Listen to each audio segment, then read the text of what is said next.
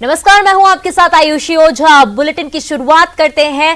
कांग्रेस विधायक लक्ष्मण सिंह का बयान, जयवर्धन सिंह को बनाया जाना चाहिए कांग्रेस का कार्यकारी अध्यक्ष। ग्वालियर चंबल संभाग की दी जाना चाहिए जिम्मेदारी। ग्वालियर चंबल और मालवा में सिंधिया को टक्कर देने के लिए जयवर्धन को जिम्मेदारी दिए जाने की वकालत की जा रही है। आगामी चुनाव के मद्देनजर पार्टी को करना चाहिए बड़ा फैसला। पार्टी में संगठन को मजबूत बनाने के लिए युवाओं को आगे आने का मौका दे पार्टी। हालांकि कार्यकारी अध्यक्ष बनाना कमलनाथ का विशेषाधिकार, पहले से मौजूद 4 कार्यकारी अध्यक्षों की संख्या बढ़ाए जाने की भी बताई जरूरत।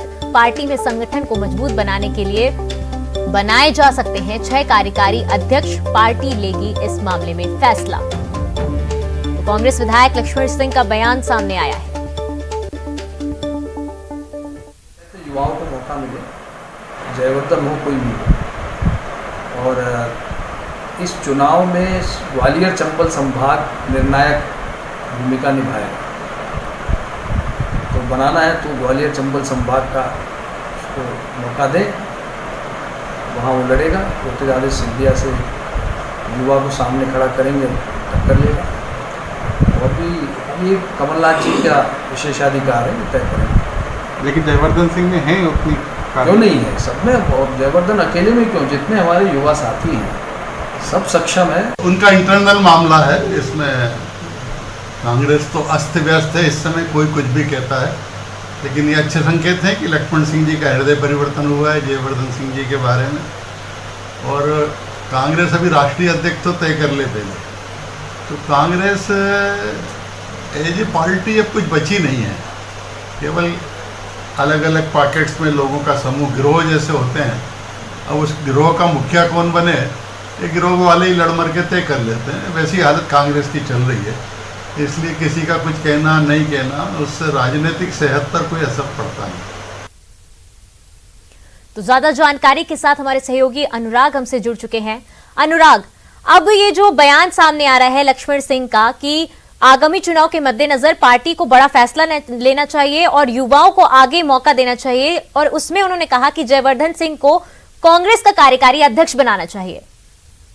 बिल्कुल, देखिए, सबसे बड़ी बात है कि ग्वालियर चंबल इलाके में ज्योतिरादित्य सिंधिया का खासा प्रभाव है, और अब जबकि सिंधिया मोदी सरकार में शामिल हो चुके हैं, तो ऐसे में उनका प्रभाव और तेजी के साथ बढ़ेगा। ऐसे में यदि 2023 के चुनाव से पहले कांग्रेस पार्टी को मजबूत करना है, तो लक्ष्मण सिंह का कहना है कि जयवर्धन सिंह को सिंधिया के मुकाबले में पार्टी को खड़ा करना होगा और जयवर्धन को पार्टी का कार्यकारी अध्यक्ष बनाया जाना चाहिए। इस बात की पैरवी जो है लक्ष्मण सिंह की तरफ से की जा रही है। सबसे हैरत वाली बात यह है कि कांग्रेस पार्टी में पहले से ही 4 कार्यकारी अध्यक्ष हैं, जीतू पटवारी, बाला बच्चन, सुरेंद्र चौधरी और रामनिवास रावत।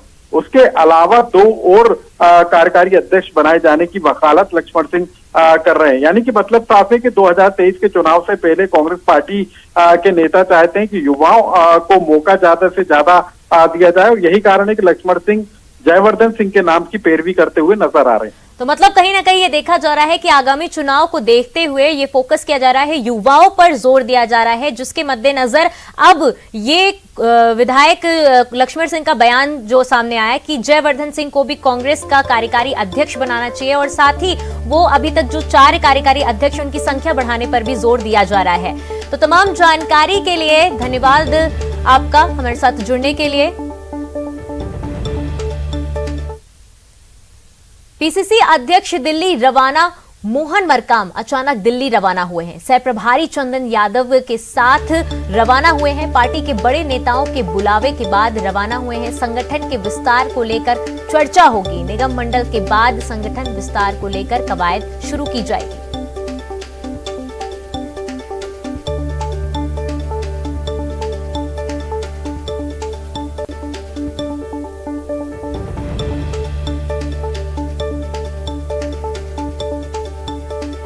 पीसीसी अध्यक्ष दिल्ली रवाना हुए हैं। मोहन मरकाम बता दें अचानक दिल्ली के लिए रवाना हुए हैं। सह प्रभारी चंदन यादव के साथ वो दिल्ली रवाना हुए हैं। पार्टी के बड़े नेताओं के बुलावे के बाद वे रवाना हुए हैं। संगठन के विस्तार को लेकर चर्चा की जाएगी। निगम मंडल के बाद संगठन विस्तार को लेकर कवायद शुरू की जाएगी।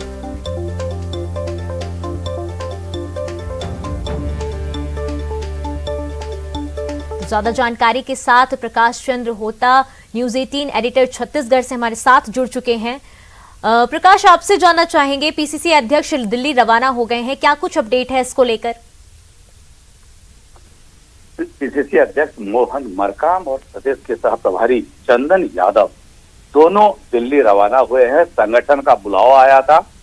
संगठन का विस्तार सचिव और बाकी पदों पे, क्योंकि अभी तक जो विस्तार हुआ है, अभी निगम मंडल का विस्तार हो चुका है और निगम मंडल में कुछ नाराजगी भी दिख रही है। और उसी बीच में दिल्ली से बुलावा आया और फिर अध्यक्ष दिल्ली गए हैं। संगठन में किसको जगह देनी है, संगठन का विस्तार करना है और कि वो करीब करीब 100 से अधिक पदों पर नियुक्तियां हुई है। कहा जा रहा है इसको 70 से अधिक ना रखा जाए, कर चर्चा भी करनी है। साथ ही संगठन में तो जो निगम मंडल को लेकर जो नियुक्तियां हुई थी, करीब 24 निगम मंडल में नियुक्तियां हुई थी, जिसमें लगभग 125 लोगों की नियुक्तियां हुई। उन सबसे जो नाराजगी कुछ लोगों ने की, तो जो सीनियरिटी को नहीं सम्मान दिया गया, इन बातों को लेकर भी हम को ये जानकारी देंगे, ये जो जानकारी मिल रही है। जी, तो संगठन विस्तार को लेकर अब चर्चा होगी। निगम मंडल के बाद संगठन विस्तार को लेकर कवायद शुरू की जाएगी। तमाम जानकारी के लिए प्रकाश जी आपका धन्यवाद। इंदौर से बड़ी खबर, करण मोरवाल पर 5000 का इनाम, रेप के आरोपी पर इनाम घोषित। इंदौर पुलिस ने रखा इनाम। कांग्रेस विधायक के बेटे पर रेप का आरोप है। मुरली मोरवाल के बेटे पर रेप का आरोप लगाया है। महिला थाने में दर्ज हुआ था मामला, महिला नेत्री ने दर्ज कराया था मामला। 12 जुलाई को खारिज हुई जमानत याचिका। अभी फरार चल रहा है करण मोरवाल। बड़नगर से कांग्रेस विधायक मुरली मोरवाल के बेटे पर 5000 का इनाम घोषित किया गया है।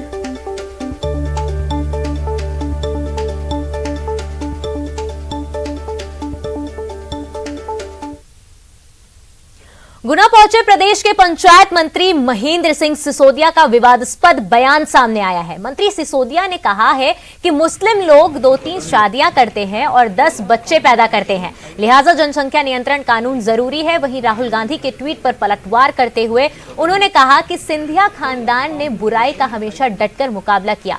कमलनाथ, अर्जुन सिंह, डीपी मिश्रा को मुंहतोड़ जवाब दिया। उन्होंने राहुल गांधी पर निशाना साधते हुए कहा कि राहुल गांधी बौखला गए हैं, बची हुई कांग्रेस भी जल्द टूटेगी। दिग्विजय को लेकर कहा कि उनसे मध्य प्रदेश की जनता नफरत करती है। सामान्य नागरिकता कानून लागू होना चाहिए, जिसमें हर जाति के व्यक्ति को पैदा करने की संख्या भी सुनिश्चित होनी चाहिए। मुस्लिम्स में ये समस्या नहीं है, वो चाहते हैं 2-3 शादियां करते हैं और 10 बच्चे कर लेते हैं। इस पर कुछ लगना चाहिए। आपके घर का बिजली बिल महंगा हो तो हो, उन्हें कोई परवाह नहीं। बिजली कंपनियां घाटे में रहे कोई बात नहीं, लेकिन ऊर्जा मंत्री जी का बंगला चमचमाता रहे। सुनने में थोड़ा अजीब लग रहा होगा, लेकिन ये सच है। बिजली कंपनियां करोड़ों के घाटे में चल रही है। ऐसे में मंत्री जी के सरकारी आवास के रंग रोगन में लाखों रुपए पानी की तरह बहाए गए हैं। ये देखिए रिपोर्ट।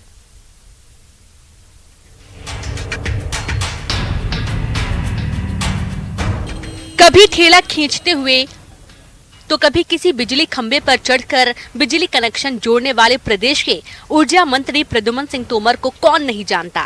सुर्खियों में रहने का हुनर इनसे बेहतर किसी के पास नहीं। जनता के बीच हाजिर जवाब के साथ साथ सरल और सुलभ मंत्री जी अचानक फिर सुर्खियों में आ गए हैं।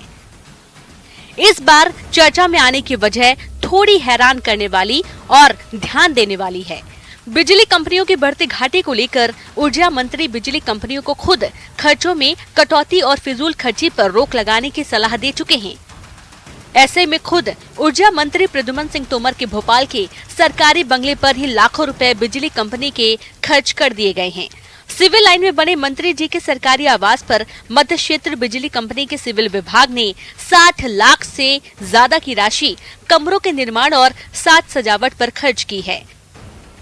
सवाल पूछने पर मंत्री जी का जवाब भी गले से उतरने वाला नहीं था। मंत्री जी ने माना कि पैसे तो खर्च हुए हैं, लेकिन इसका इस्तेमाल भविष्य में भी किया जाएगा। जबकि सच्चाई ये है कि अभी से इस बेहिसाब खर्च का मजा सरकारी अफसर ले रहे हैं। यहाँ पे बिजली कंपनी ने जो काम किया है, अब वो जो ऑफिस से जो है स्टाफ है, जनता की आपको मालूम हो कि हमारे यहाँ 2 शिफ्टों में काम हो रहा है। हमारा स्टाफ भी बैठता है, हमारा AOT भी बैठता है। तो उन लोगों के लिए बैठने के लिए ये आपको संज्ञान हो कि ये बंगला सी है, तो इसमें कमरे कम थे, तो स्टाफ को बैठने के लिए बंगले कमरा कक्ष की जरूरत थी, तो उसमें काम कराया गया है।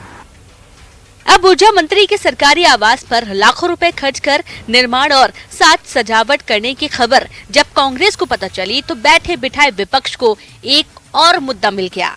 कांग्रेस प्रवक्ता का कहना है कि बिजली कंपनियां खुद करोड़ों के घाटे में हैं। ऐसे में सरकारी आवास पर लाखों के फिजूल खर्ची मंत्री जी की दोहरी मानसिकता को दर्शाता है। ऊर्जा मंत्री जी कह रहे हैं कि बिजली कंपनियां घाटों में चल रही है, खर्चों में कम खर्चा कर उस घाटे की आपूर्ति की जाएगी, किंतु ऊर्जा मंत्री जी के ही शासकीय आवास पर बिजली विभाग के व्यय से 60 से 70 लाख रुपयों का अतिरिक्त निर्माण किया गया है। क्या ऊर्जा मंत्री जी बताएंगे कि जब बिजली कंपनी घाटे में है तो बिजली कंपनियों के राशि से उनके बंगलों में निर्माण करना कहां तक न्यायोचित? हाल ही में पावर मैनेजमेंट कंपनी ने 2629 करोड़ रुपए का घाटा दिखाकर इसकी भरपाई के लिए 6.23% बिजली की दरों में वृद्धि की मांग विद्युत नियामक आयोग से की थी। इसमें कोई दो राय नहीं कि इसकी भरपाई भी आम आदमी के जेब से होगी। बिजली कंपनियां घाटे का रोना रो रही हैं। ऐसे में बिजली कंपनी के पैसे से सरकारी आवास पर लाखों का खर्च करने पैसे की बर्बादी नहीं तो क्या है? सवाल ये भी है कि क्या अब आपकी जेब से चमकेगा सरकारी बंगला? अनुराग श्रीवास्तव के साथ न्यूज़ 18 भोपाल। भारतीय जनता पार्टी के राष्ट्रीय प्रवक्ता संबित पात्रा ने न्यूज क्लिक पोर्टल पर निशाना साधते हुए कहा है कि यह पोर्टल खास एजेंडे के तहत काम कर रहा है। इस न्यूज क्लिक पोर्टल का बस एकमात्र मकसद है, वो है खास एजेंडे के तहत सरकार को बदनाम करना। संबित पात्रा ने कहा कि इस तरह का काम अंतर्राष्ट्रीय साजिश का हिस्सा है। न्यूज पोर्टल विदेश से आए फंड का इस्तेमाल कर रहा है। हिंदुस्तान के अंदर एक ऐसा गैंग है जो कहीं न कहीं भारतवर्ष को ही नीचा दिखाना चाहता है। भारतवर्ष द्वारा स्थापित किए हुए कीर्तिमानों को ये नीचा दिखाने की कोशिश कर रहा है। और ये सरगना जो है ये केवल भारतवर्ष में है ऐसा नहीं है, it is an international conspiracy, एक अंतर्राष्ट्रीय साजिश है। और बहुत सारे डॉट्स, बहुत सारे जो कैरेक्टर्स होते हैं वो भारत में भी हैं और भारत के बाहर भी हैं। आज आपने अखबारों में सुबह पढ़ा होगा न्यूज क्लिक के विषय में। न्यूज क्लिक एक पोर्टल है।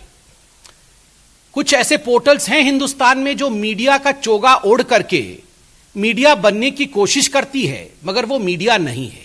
तो न्यूज क्लिक भी ठीक उसी प्रकार का एक पोर्टल है जो मीडिया हाउस नहीं है मगर कहीं ना कहीं अपने आप को मीडिया के रूप में दिखाने का प्रयत्न करती है, भरसर प्रयास करती है।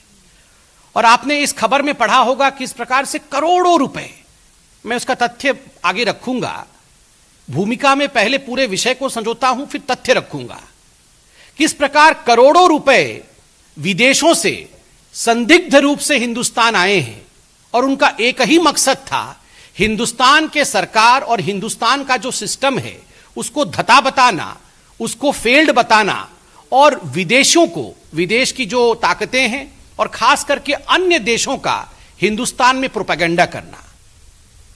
तो चलिए सीधे आपको रायपुर ले चलते हैं जहां पर छत्तीसगढ़ बीजेपी प्रभारी डी पुरंदेश्वरी लाइव है। कास्ट क्रीड की कोई डिस्क्रिमिनेशन नहीं होती है। और एक बात और प्रदेश के बारे में बतानी है तो जो कन्वर्शंस होते जा रहे हैं, जो ट्राइबल एरियाज में पर्टिकुलरली जो धर्मांतरण होती जा रही है, इस पे भी थोड़ा I think the people are very very vexed, they're upset and definitely they want a change who can safeguard. ये केवल धर्मांतरण की बात नहीं है, ये एक धर्म से छोड़ के दूसरे धर्म लेने वाली बात नहीं है, बल्कि ये ट्राइबल की जो कल्चर है ट्राइबल की जो लिविंग वेज है उन पे दुराक्रमण है. They are affecting the culture of the tribal people. तो this is what the tribal people of Chhattisgarh are very upset with. And हम जरूर विश्वास करते हैं कि 2029 में 2023 में जो इलेक्शन होने वाली है, जरूर लोग भारतीय जनता पार्टी को छत्तीसगढ़ में भी बहुमत देंगे और अपना आशीर्वाद हमको देंगे.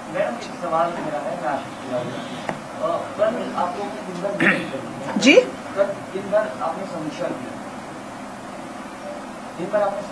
और एक बात सामने आई कि भूपेश बघेल किसान है, भूपेश बघेल किसानों के बीच लोकप्रिय है. इसका काउंटर बीजेपी किस रूप में ढूंढ रही है? नहीं, इसकी बात हुई ही नहीं. आई एम सॉरी, कहाँ से आपको ये सूचना आई है मुझे पता नहीं. इस पर तो बात हुआ ही नहीं. We haven't discuss that at all. But जरूर हम मानते हैं कि यहाँ के किसानों के साथ भूपेश बघेल की सरकार ने न्याय नहीं किया है. मेरा प्रश्न है एक एक करके ये आपने अपनी तमाम चीजें गिना दी, आपने अपनी कार्य योजना बता दी, आपने कहाँ पर कांग्रेस कमजोर है ये बता दिया. लेकिन मूलभूत विषय ये है कि भारतीय जनता पार्टी का सांगठनिक ढांचा और आंदोलन जो बीजेपी की एक तासीर रही है कि वो आंदोलन की वजह से पहचानी जाती है, आक्रामक आंदोलन. आपकी हर इकाई कहीं पर सक्रिय नहीं दिखती. अगर भाजयुमो से शुरू करते हुए कहीं भी चले, इसको लेकर क्या आपने तलाश नहीं, किया? बहुत सारे आंदोलन हमारे पार्टी ने. फिलहाल समय छोटे से ब्रेक का. ब्रेक के बाद भी खबरें जारी रहेंगी.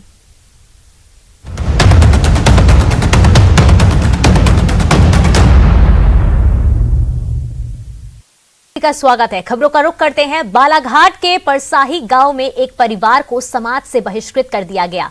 परिवार के लोगों का कसूर सिर्फ इतना था कि उन्होंने पिता के अंतिम संस्कार संबंधी एक रस्म को नहीं निभाया. पीड़ितों के मुताबिक उनके पिता गेंदलाल का 20 फरवरी 2021 को निधन हो गया था. अंतिम संस्कार सामाजिक रीति रिवाज से कर दिया गया, लेकिन नहावन की रस्म के दिन समाज और पीड़ितों के बीच बहस छिड़ गई. बहस इस बात की थी कि दोनों भाई सर तो मुंडवा रहे थे, लेकिन चोटी नहीं मुंडवाना चाहते थे, क्योंकि उनका परिवार 2015 में गायत्री परिवार से जुड़ चुका था, जिसके अनुसार चोटी कटवाना प्रतिबंधित है. ऐसे में समाज के कुछ दबंगों ने उनके परिवार को समाज से बहिष्कृत कर उनका हुक्का पानी बंद करवा दिया. अब पीड़ितों ने पुलिस और मानवाधिकार आयोग से मदद की गुहार लगाई है. तो आपको दंड देना पड़ेगा. तो गांव वाले ने उनसे 9,500 रुपए का दंड लिया और उनके भाई राजूलाल मात्रे के जो कार्यक्रम के दिन उसका मुंडन के समय उसका शिखा भी मुड़ा दिए गए, दबाव डाल करके कि आपको मुड़ा नहीं पड़ेगा. ऐसे उनने बस्ती के दबाव में आकर शिखा से तब पूरा मुंडन कराया. तब उनको समाज में शामिल किया गया दंड लेकर के. मेरे पिताजी 20 फरवरी 2021 को खत्म हुआ. उसके बाद उसका दाह संस्कार करने के बाद में गाँव वालों को हम मीटिंग रखे. तो उस मीटिंग में हमने अपना चोटी के बारे में बताया कि हम गायत्री परिवार से जुड़े हैं. शांति कुंज से हमें निर्देश दिया है कि चोटी स्थापना करें, रखना चाहिए. कंडीशन में उनको लगा कि उनके मानवाधिकारों का हनन हुआ है, तो उन्होंने हमारे माननीय अध्यक्ष महोदय मध्य प्रदेश मानवाधिकार आयोग भोपाल के नाम से मुझे एक पत्र दिया है, जो मैंने माननीय आयोग के अध्यक्ष महोदय को प्रेषित कर दिया है, भेज दिया मैंने यहाँ से कार्रवाई हेतु. खबर छतरपुर से. यहां एक व्यक्ति को कुछ युवकों ने लाठी डंडों से पिटाई की. पीड़ित को किसी ने भी नहीं बचाया. इस मारपीट का वीडियो सोशल मीडिया पर वायरल हो रहा है. घटना महाराजपुर के मनकारी की बताई जा रही है.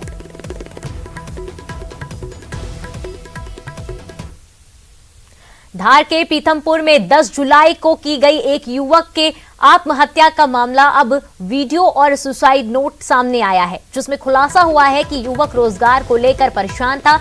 दरअसल राजगढ़ जिले का रहने वाला युवक 2 साल से सेना में भर्ती की तैयारी कर रहा था. इसके लिए उसने 2 साल उज्जैन में रहकर कोचिंग भी की थी, लेकिन कोरोना काल में 2 सालों से भर्ती नहीं निकलने से वह तनाव में था. 5 जुलाई को वह पीथमपुर की एक फैक्ट्री में काम की तलाश में गया और 5वें दिन 10 जुलाई को खुदकुशी कर ली.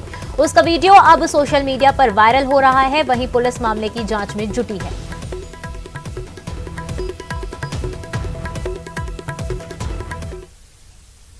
रीवा जिले के त्योंथर तहसील के अंतर्गत तमसा नदी में इन दिनों माफियाओं का आतंक देखने को मिल रहा है, जहां खनन माफिया रेत का अवैध उत्खनन करते हुए दिखाई दे रहे हैं। नदी के भीतर माफिया बिना किसी परमिशन के हैवी मशीनें लगाकर रेत का भंडारण और परिवहन कर रहे हैं। बताया जा रहा है कि नौका के जरिए नदी के पानी के चारों ओर रस्सी बांधकर उसमें मशीनों का जाल बिछाया गया है और मोटर पाइप से पानी को बाहर फेंकते हुए रेत जुटाई जाती है। वहीं आरोप है कि प्रशासनिक अमला मूक दर्शक बना बैठा है और कुछ कहने को तैयार नहीं है। मैंने अभी माइनिंग ऑफिसर से बात करी है, इसके लिए हम एक टीम बना करके इस पे कार्रवाई करेंगे। निश्चित तौर से आपको मतलब इस वीक एक कार्रवाई देखने को मिलेगी। हम ये गंगतीरा है, लोअर पुरवा है, ये दोनों घाटों पे यहाँ पे कार्रवाई हम करेंगे। निश्चित तौर से कार्रवाई होगी इस वीक। सामने से ट्रैक्टर के रेत निकलते हैं, हाँ। कोई कार्रवाई नहीं होती, चाहे थाना के सामने से, हाँ। चाहे कार्यालय के सामने से, तो नहीं ये बगल में से हो रहा है। अच्छा, मैं इसको दिखवा लेता हूँ। एक्चुअली मेरे तो देखने में नहीं आया है, हालांकि सभी थाना प्रभारियों को और एसडीओपी साहब को ये मैंने निर्देशित कर दिया है, पत्र भी लिख दिया है कि ऐसी कोई भी कार्रवाई होगी तत्काल उसके ऊपर स्ट्रिक्ट एक्शन। तो ज्यादा जानकारी के साथ अर्पित हमारे सहयोगी हमारे साथ जुड़ चुके हैं। अर्पित, खनन माफिया रेत का अवैध जो उत्खनन सामने आ रहा है, क्या कुछ पूरा मामला है? जी बिल्कुल, आपको बता दें ये रीवा जिले के तेवसा तहसील क्षेत्र अंतर्गत तमसा नदी है। वहां पर बीते लंबे समय से खनन माफियाओं के द्वारा रेत का अवैध उत्खनन किया जा रहा है, जिसको लेकर स्थानीय लोगों के द्वारा काफी शिकायतें भी की गई, मगर प्रशासनिक अमला किसी भी प्रकार की कार्रवाई करने से कतराता रहता है। दरअसल खनन माफिया का संपर्क सीधा यहाँ के स्थानीय नेताओं से रहता है और अधिकारियों से उनका सीधा संपर्क रहता है, और यही वजह है कि इन पर प्रशासनिक अमले के द्वारा किसी भी प्रकार का एक्शन नहीं हो पाता है और यह तेजी के साथ अवैध रूप से उसका उत्खनन करते हैं। तो प्रशासन अर्पित आगे क्या कार्रवाई करने वाली है? जी निश्चित तौर पर प्रशासन को काफी लंबे समय से नजर बनाने की जरूरत थी और लगभग 2 वर्ष हो गए जिसके बाद से खनिज विभाग के अमले के द्वारा इस पर किसी भी प्रकार की कार्रवाई नहीं की गई। 2 वर्ष पूर्व कुछ परिवहन करते गए, कुछ ट्रैक्टर पकड़े गए थे, बीच में खनिज विभाग के द्वारा छोटी मोटी कार्रवाई जी अर्पित, तो नदी में जो भीतर माफिया बिना किसी परमिशन के हैवी मशीन लगाकर रेत का उत्खनन कर रहे हैं, उस पर अब पुलिस प्रशासन कार्रवाई करेगी और देखने वाली बात होगी क्या कुछ सामने आता है निकल के। तो ज्यादा जानकारी के लिए अर्पित आपका धन्यवाद हमारे साथ जुड़ने के लिए। चलिए अब देखते हैं एक हैरान करने वाली तस्वीर जो छिंदवाड़ा से आई है, जिसे देखकर आप भी कहेंगे आखिर 5वीं मंजिल पर ऑटो पहुंचा कैसे।